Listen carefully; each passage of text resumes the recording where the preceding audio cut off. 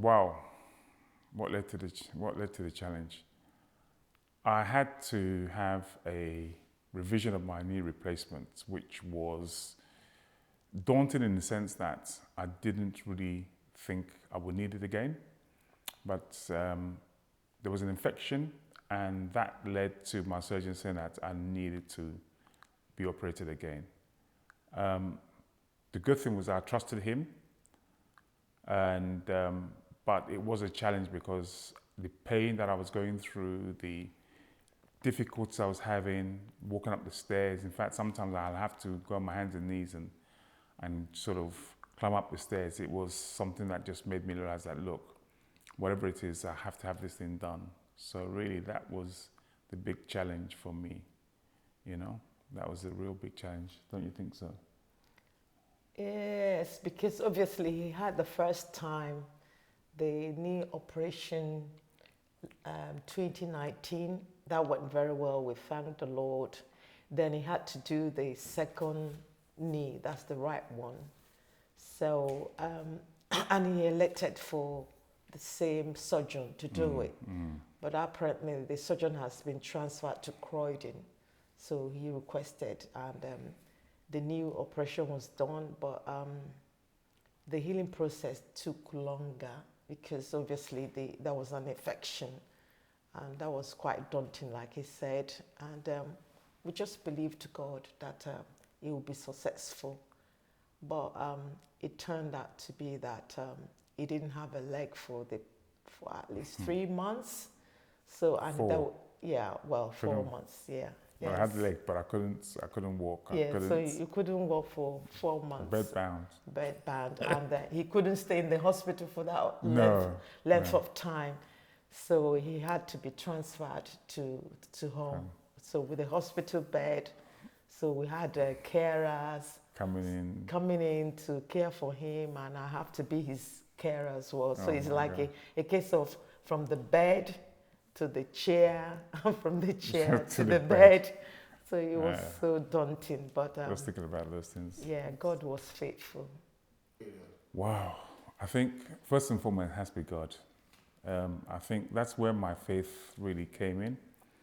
I found that I really looked for God for support because, to be honest with you, there were times I pretended that I was okay, but there were times I was just down and just thought that life wasn't worth it at all.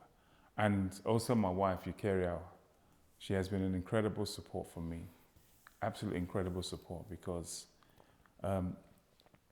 even in those times when I was feeling ratty and angry about certain things, she would also have a smile on her face. She would support me, feed me. And then I had people coming to see me, families from the church, my own immediate families, everybody encouraging me.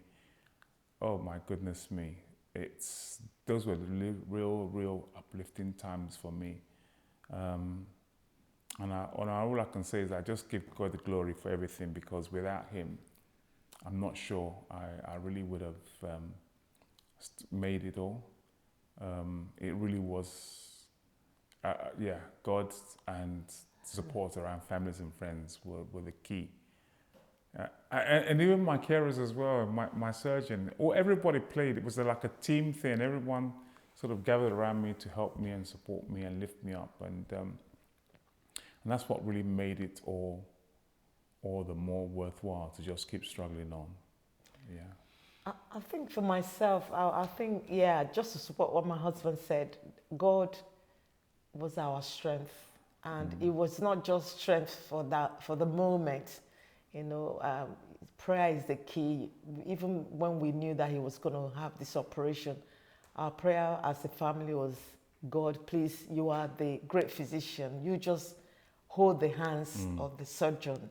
We were calling the surgeon's name, Dr. Rada, all the time. We were calling his name, Lord, just hold his hand to do the right thing.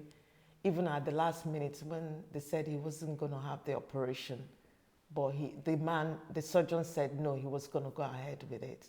So it was God all along. My strength is in the Lord. As a married woman, I've been married for 30 years, and 31. prayer.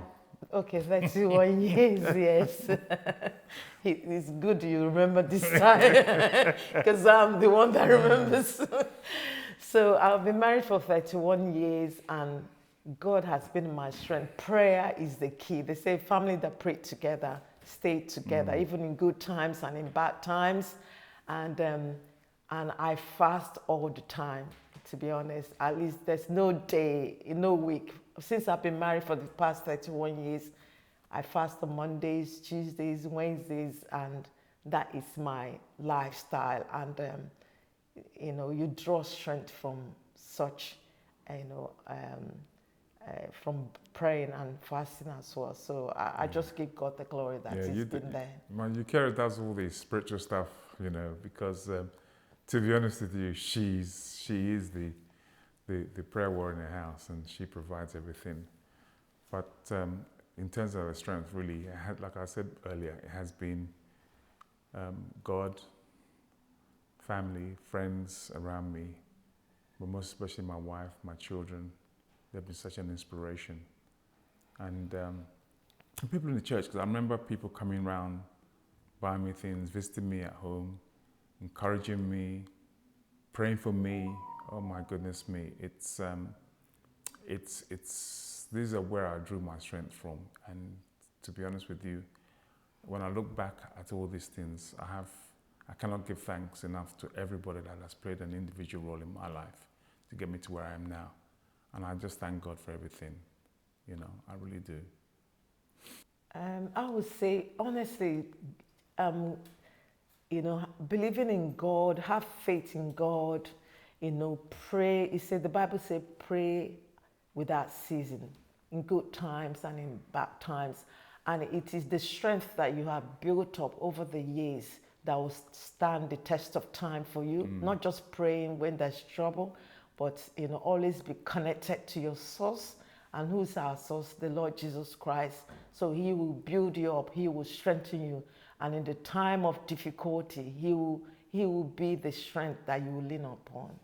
I suppose for me, it's more practical in the sense that I completely agree with what Eucharia said, but I would tell people, don't give up. Look at what you've got. When you look around, you wake up and you see what's around you, you see the beautiful things, you think of your families, you think of all the good things that you have. Life is worth living. Absolutely, life is worth living. Hard as things may be, it is always worth living. So, and don't hide yourself from others, share your experiences, go to people. And I remember, and I always say that, and the reason I say that is that every Sunday, the men come together to pray, and that helps because I was able to say things that I normally wouldn't have said before, share my feelings, share my stories, and that really helped a great deal. So I would say, don't be isolated, share your experience, speak to people about what you're going through, and know that people are there caring and wanting to trust and support you whatever you're going through. And that for me is important. We are a family, and a family within the community and everything. And I think to hide what you're going through from people, you're just doing yourself a disservice, and you're doing God a disservice, because I just think that you need that unity of togetherness. And I think today's message about stronger together is so apt in terms of what we need to do to really be strong in times of challenge and difficulties. Thanks, yeah.